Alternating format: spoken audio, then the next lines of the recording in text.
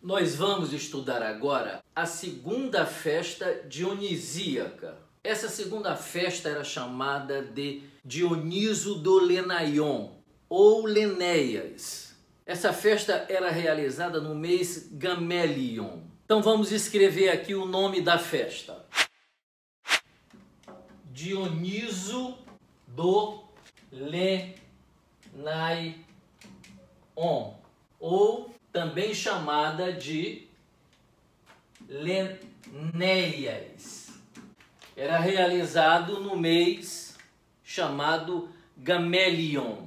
E que mês era esse para nós? O mês Gamelion para os gregos era final de janeiro, início de fevereiro. Por que Lenaion? Porque Lenaion era o lugar onde se havia erguido a população que cultuava as festas dionisíacas e o deus Dioniso como o deus do êxtase e do entusiasmo, o deus que trazia alegria, o deus que unia e que fazia desaparecer as diferenças culturais, as diferenças econômicas, as diferenças políticas. Era um deus absolutamente democrático. Ele era um deus que amava a comunhão, ele amava a união, a festa, a celebração.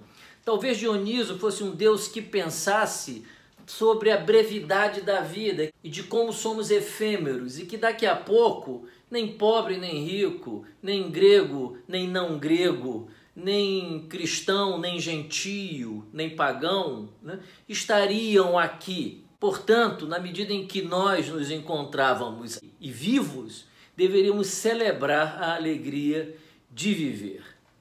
Dioniso, portanto, é um deus da festa que entende a festa e a celebração como um rito religioso de união entre o ser humano e a divindade. Então, Lenaion era esse lugar onde havia sido erguido o templo mais antigo de Dioniso. As celebrações, as festas eram feitas aí, né? A celebração, o culto ao falo, como a gente viu no Comus, na festa, na primeira festa, a Dionísia rural, a celebração do falo, o cortejo que acompanhava o falo, cantando, dançando, tocando instrumentos, embriagados, não só de álcool, porque o álcool dionisíaco é diferente do álcool profano, do álcool que embriaga e que destrói o indivíduo. O álcool dionisíaco é um álcool da comunhão, é um álcool que junta, que une, que celebra a alegria.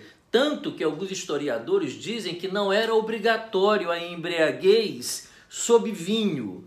O que era obrigatório era a embriaguez da vida, a produção desse estado eufórico de mania e êxtase por contemplar a brevidade da vida e a beleza da vida, simultaneamente, esses dois itens, né? Isso lembra muito Jeremias, que é um profeta do Antigo Testamento, de um judaísmo patriarcal, apolíneo, que rejeita a cultura pagã, que vê nisso um atraso da estrutura de desenvolvimento no que concerne a divindade, né? Mas mesmo assim, Jeremias diz: sou como um bêbado, um homem tomado pelo vinho, por causa do Senhor e de suas santas palavras, né? Jeremias provavelmente conhecia os rituais dionisíacos, né? Então ele diz que a palavra de Deus nos embriaga também, né? Mas é um outro tipo de embriaguez, não é a embriaguez profana que destrói o indivíduo, que o leva à sua desestruturação total. Por outro lado, mesmo esta embriaguez é um indicador de uma vida espiritual abortada. O Lenaion era esse espaço onde o primeiro templo foi construído em honra e homenagem a Dioniso. Lá, posteriormente, este lugar foi removido e ali foi construído um teatro. E esse é o motivo pelo qual se diz que Dioniso é o patrono do teatro, é o patrono do ator, é o deus do ator, porque é o deus da entrega. Supõe-se que o ator consiga desaparecer o ego dele para permitir que a personagem tome todo o seu corpo, toda a sua alma. E é isso que faz do ator ser um excelente ator. O desaparecimento de sua individualidade em favor da expressão arquetípica coletiva inerente à personagem que ele dramatiza. Esse é o bom ator. Ali foi construído um teatro. No Lenaion havia um santuário a Dioniso. Ali naquele santuário foi erguido um teatro em homenagem do deus Dioniso. Teatro e santuário, portanto, na experiência dionisíaca é a mesma coisa. O teatro, portanto, é um santuário, o santuário próprio da divindade dionisíaca.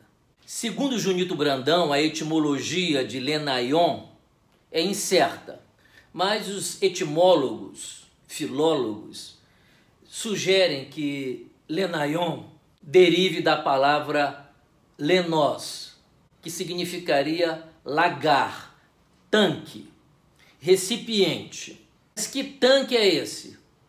O tanque onde se colocavam as uvas para se produzir o novo vinho, a bebida de Dioniso. Então, Lenaion viria de lenos, que significa tanque ou lagar, recipiente onde se produzia o vinho puro da transformação espiritual, arquetipicamente determinada pela experiência dionisíaca. A festividade se iniciava com a invocação por parte do daduco.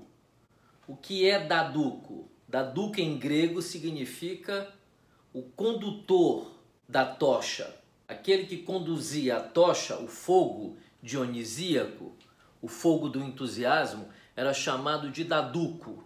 Então o daduco fazia uma proclamação, uma invocação. Ele dizia à população que estava ali em torno do Lenaion. Ele dizia: invocai o Deus. Evoé, que é a palavra que chama Dioniso a encarnar em seus devotos.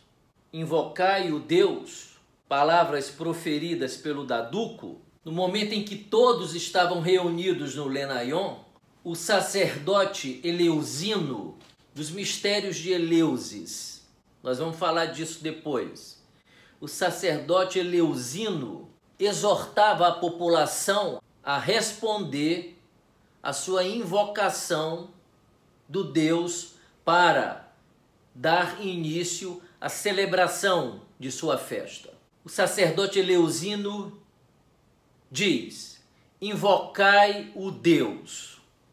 A população, tomada de êxtase, de alegria, de entusiasmo, respondia em uníssono: ó Iaco, Dioniso Iaco, filho de Semele, generoso em suas riquezas, sê entre nós. Nesse momento se iniciava a festividade dionisíaca chamada Lenéias. A população então se entregava a toda a sorte de contentamento, entusiasmo, êxtase, orgias sob embriaguez dionisíaca. As Lenéias, portanto, eram uma procissão orgiástica que terminava com um concurso, com um duplo concurso do teatro. Um concurso de tragédia e um concurso de comédia. Era assim que se encerrava a festa dionisíaca chamada Lenéias, ou Dioniso de Lenaion. Agora nós vamos avançar para a terceira festa, chamada Grandes Dionísias, ou Dionísias urbanas.